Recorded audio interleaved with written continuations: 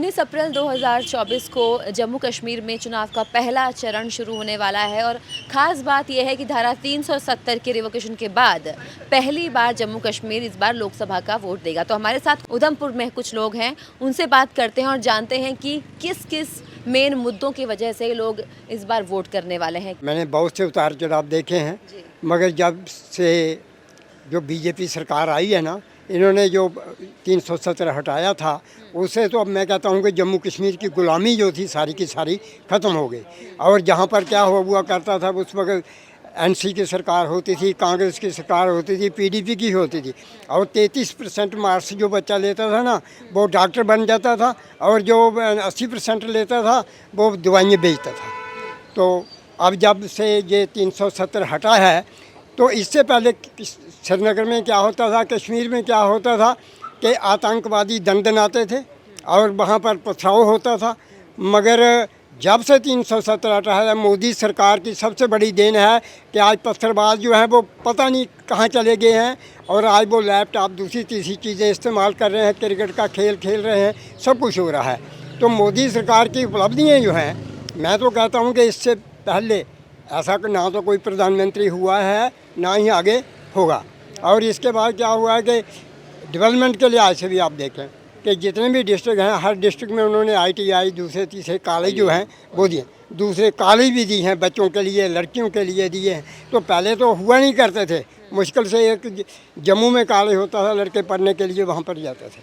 तो अब तो यहाँ पर हर डिस्ट्रिक्ट में एक एक कॉलेज जो है वो बन गया है, तो उससे बच्चों की एजुकेशन का सिलसिला जो है वो आगे बढ़ेगा। जब से 370 टूटा है तो सारे खुशहाल हैं, सब ठीक है।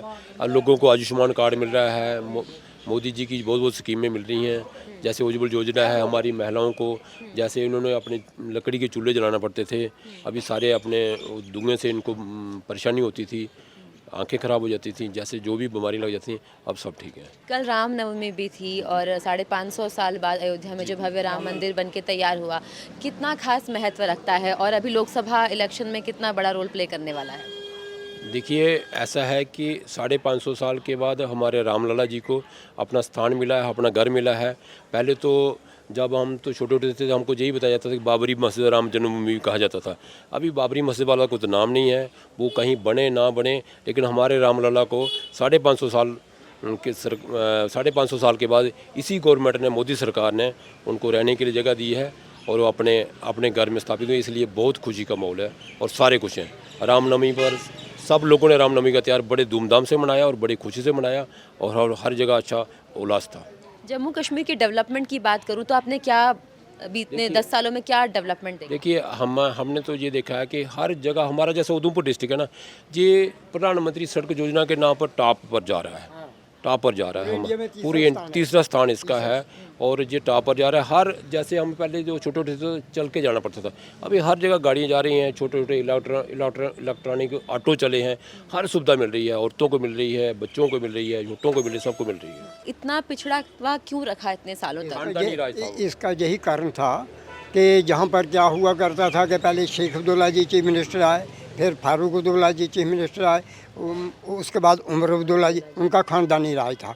वो अपने तबके के लोग जो थे, कश्मीर के लोग जो थे, उनके लिए सब कुछ करते थे, सीटें भी उनको बांट दी जाती थी। मगर जम्मू सेक्रेटरीट में हम देखते कि सेक्रेटरीट में जम्मू के 5 आदमी मिलते थे और श्रीनगर के 95 मिलते थे, तो जम्मू वालों के साथ भेदभाव किया जाता था। मगर आज की डेट में क्या है कि वो भेदभाव जो है ख़त्म हो गया है, और आज जितने भी जो चीफ मिनिस्टर हमारे वो शेख अब्दुल्ला साहब थे, उसके बाद फारूक अब्दुल्ला है, उन्होंने खुद घपले किए हैं, घोटालेबाज थे। और यहाँ पर क्रिकेट स्टेडियम जो जम्मू था उसके वो चेयरमैन थे, और वहाँ पर भी आज तक चल रहा है, उनकी वहाँ पर इंक्वायरी भी हो रही है कि 36 करोड़ रुपये का कोई हिसाब किताब नहीं है। 54-55 करोड़ उस पर सेंक्शन हुआ था, 36 करोड़ का कोई पता ही नहीं है। बीजेपी ने उन लोगों के दिलों में ये बात बैठाई कि देखो भाई, ये 3-4 फैमिलियाँ जो हैं, इनके मंत्री भी आते हैं, चीफ मिनिस्टर भी आते हैं, सब कुछ आते हैं, आप भी पढ़े लिखे हैं, आप भी काबिल हैं, आप क्यों नहीं आ सकते? तो जब उनके दिल में ये बात बैठ गई है, तो अब वो भी पॉलिटिक्स में भी वो आगे बढ़ रहे हैं, अब इनका वो फेवर नहीं कर रहे हैं। आपने क्या बड़ा बदलाव देखा जम्मू कश्मीर में बीते साल? देखो, सबसे पहले आप देखो, टूरिज्म का कोई टाइम था कि कश्मीर में गाड़ी नहीं जाती थी, 2 रोज पत्थर मारते थे। जब से मोदी सरकार आई, पत्थरबाजी टोटली बंद हो गई है। और आप देखो अपना आयुष्मान देखो 5 लाख रुपए का इंश्योरेंस मिल रहा है लोगों को, बहुत बड़ी हुआ है। उसके बाद आप देखो आईआईटी और आईआईएम एक ही स्टेट में, मैंने देखा नहीं कहीं भी कि आप जहाँ आईआईटी होगा वहाँ आईआईएम नहीं होगा। एम्स हमें दिया। तो इतने सालों तक आपको क्या वजह लगी कि जैसे जम्मू कश्मीर को ना आईआईटी मिला, आईआईएम मिला, एम्स मिला, ना बेटर रोड्स मिली, इनफैक्ट जम्मू की तरफ ज़्यादा ध्यान भी नहीं दिया जाता था, सारा जो फंड्स था वो कश्मीर की तरफ ज़्यादा लगता था। अब जो जम्मू भी मेन स्ट्रीम में आ रहा है विकसित भारत की तर्ज पे, उसको क्या बोलोगे? कश्मीर पहले था ही, कश्मीर का राज उनका था, कांग्रेस थी, कांग्रेस ने किया गया आज दिन तक जो बेनिफिट आते थे सब जी, डल लेक सफाई करेंगे, ये करेंगे, कुछ किया नहीं उन्होंने, सिर्फ बस यही रहा। अब देखो जबकि मोदी गवर्नमेंट का ये है, ट्रांसपेरेंसी है। रोड देखो पूरा डिजिटल इंडिया कह रहे हैं, देखो 5G चल रहा है, हर बंदा कोई फोन हर कोई ले सकता है, अभी इतनी दिक्कत नहीं है। इंडिया अलायंस पे कोई टिप्पणी? ये क्या इंडियन लाइंस क्या है, ये हम तो इसको समझते कुछ नहीं है।